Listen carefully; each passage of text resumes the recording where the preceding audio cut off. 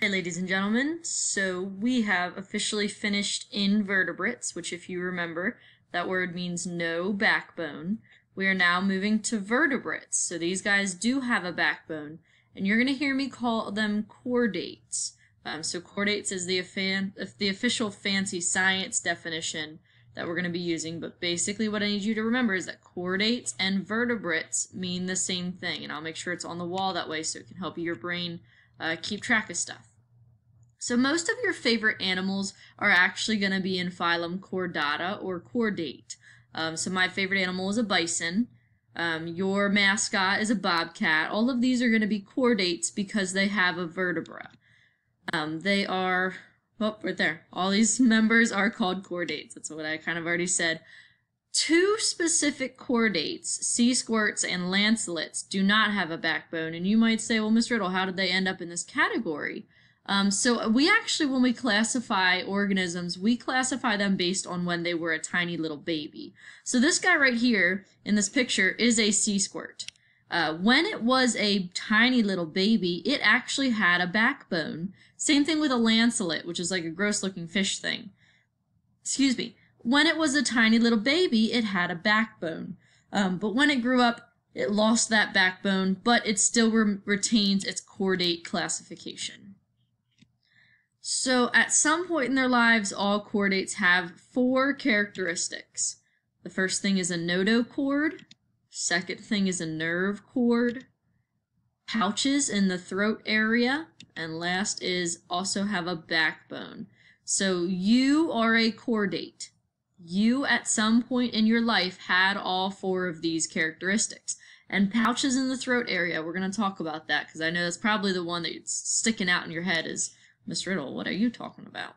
So, if you need to pause, go ahead. I just have to keep my pace up because there's a lot to learn in this little section. So, here's you when you were a tiny baby. You can see it, right? Here's your beautiful head, and here's your opposite end of your head. I don't know if that's going to turn into a butt or your legs, so it's not your head, though.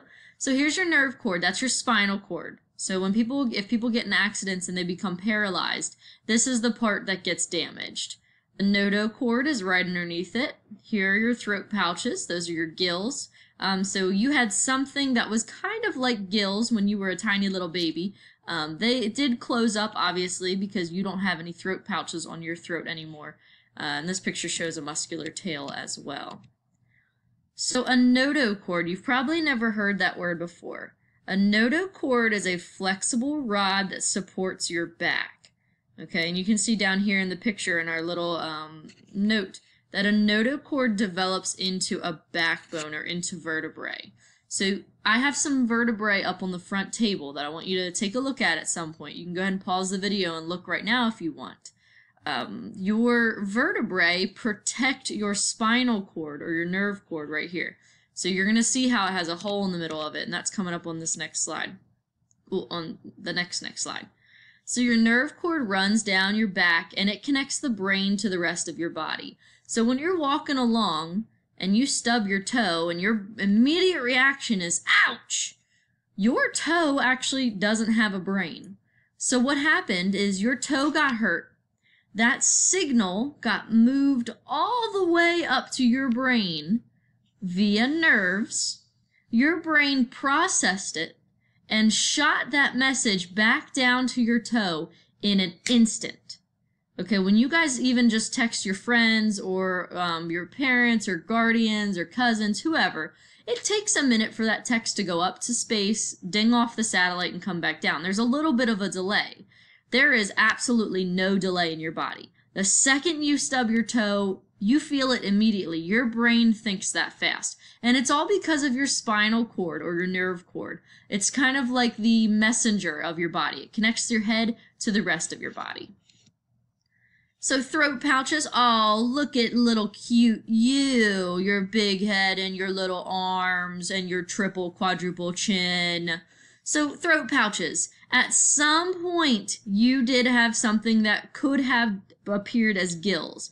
Here's you, so cute, with the giant eyeball and the little nubby arms. Here are your throat pouches. Okay, so these, if you would have lived in water, could have developed into gills, but because you are a land animal, you don't need them. You don't have the adaptations to breathe underwater. We have lungs. So our gills close up, and you don't even have scars on your neck because you were such a tiny little baby when you had them that they closed up almost immediately. So those are your throat pouches. And look how cute you are in that picture. I just can't think it. So a backbone is another characteristic. A backbone is also known as a spine. We know that. These are made of many small bones that are connected. So if you didn't get up and look at the vertebrae now, please go look at them now. This is actually from a deer skeleton. So all of these bones connect together to make a spinal cord, or a spine, just like this picture here. That's what your back looks like. You got your butt down here. This is the little where your shoulders are. And then up here's where your head sits, right on top of these guys here. Your spine runs in between there, your spinal cord, to protect. Bone protects it on all four, it's a circle, all sides. So if someone comes up and pats your back, just like, hey, good job, kid, like you're not going to get paralyzed. If you didn't have these protective bones, any little trauma to your back could leave you paralyzed. And obviously that's not a very smart decision. So evolution has really made these bones perfect so that you don't get paralyzed pretty easily. So again, please go take a look at those bones up front. They are from a deer, but they're almost the exact same thing as your bones. They're just a little bit bigger. So each vertebra does have a hole in it. This is the tunnel, so that's what I'm talking about here. This is where your spinal cord's going to go, in between this hole right here. It's now protected on all sides with bone. So no matter what end you're getting hit from, your spinal cord is going to be safe. You're not going to be paralyzed unless it's a severe trauma, like a car accident or something even worse than that, okay? But for the most part, you should be pretty safe. The backbone is part of the endoskeleton, and I'm going to let you think about it. Pop quiz in your own head. What is an endoskeleton? Endo means inside. Skeleton, obviously, is the bones. So here's your body without all of the gooey parts.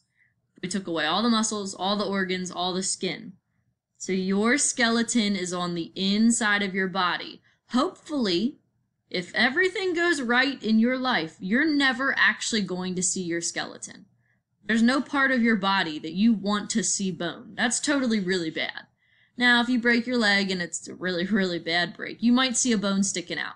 But for the most part, not seeing your skeleton is actually a super good thing because your skeleton's on the inside. You got all kinds of gooey parts on the outside to keep you safe. So your skull and ribs are also super crucial. Your skull protects your brain. You kids, definitely, especially younger kids, they tend to be a little bit rough with their heads. They don't really have really great balance, so they fall over a lot, and you fall off bikes, and learning to walk is really it's a challenge. So your skull protects your brain so that you don't end up with brain damage by just falling. And then your ribs are there to protect your heart and lungs. So you can feel where the bottom of your ribs are. You actually have lungs the whole way down there. Your ribs protect your heart, your lungs, a little bit of your stomach, a little bit of your liver. All of those organs are kind of tucked up under there. Think of it like a cage, okay? It's called the rib cage. When baseball players practice baseball, they go into a batter's cage, I think that's what it's called. When they do this, they just hit baseballs all the time, and it's a cage so it protects the batter and whoever else is around. So it's the same thing here. Your ribs protect your lungs and heart 360 degrees. So you have ribs that go all the way to your spine, and they come up under your arms, and they connect to your middle part right here, your sternum. Okay, so you have ribs that are protecting all those really important organs in there. Your endoskeleton is going to allow muscles to attach to it. Okay, this forms the frame of your body.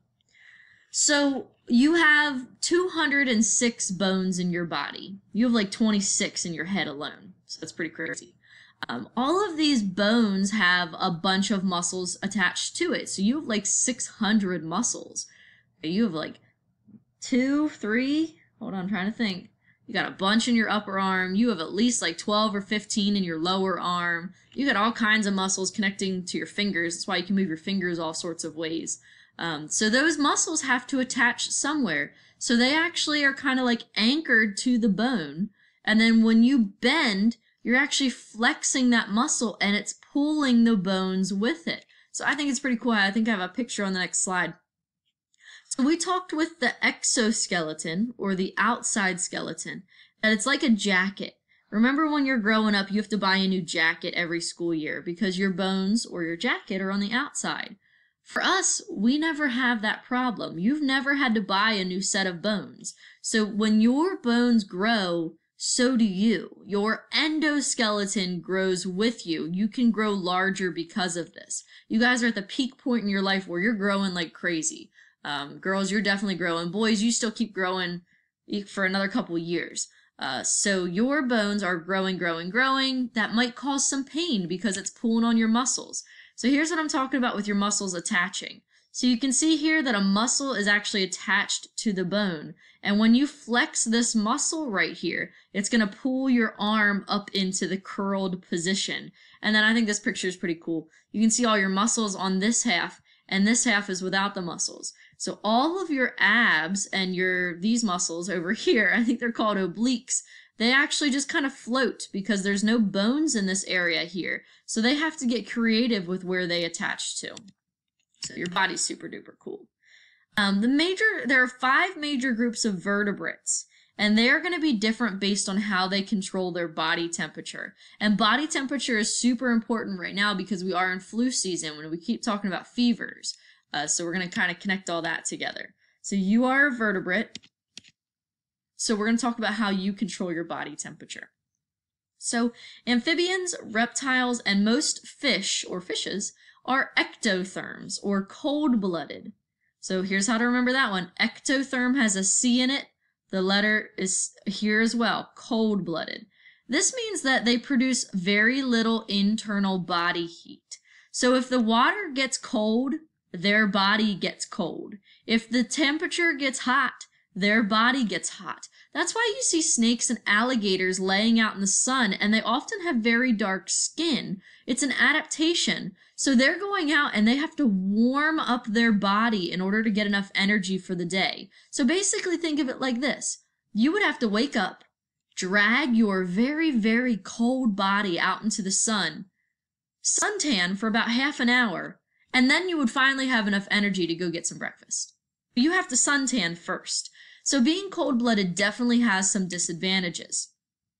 Whereas we humans and birds, we are endotherms. There's that word endo again. So before it meant inside, same thing here.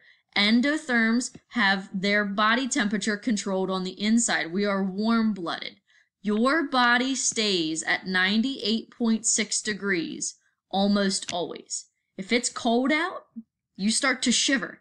That's an adaptation that allows your body temperature to raise. If you get a fever, your body temperature goes up a little bit, but your body's working very hard to bring that temperature back down. Your body typically stays at 98.6 degrees most of your life because you are endothermic. You are warm-blooded.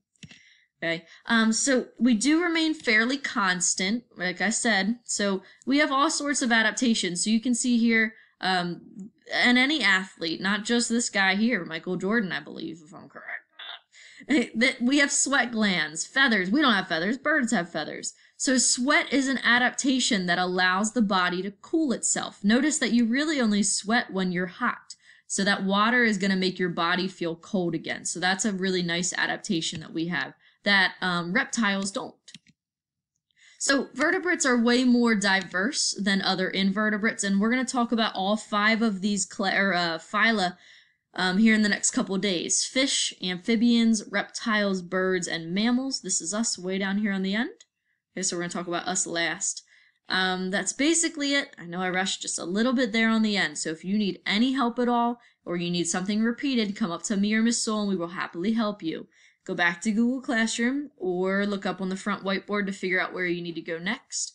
And again, if you were stuck on anything during this, please come up to us and we will happily help you.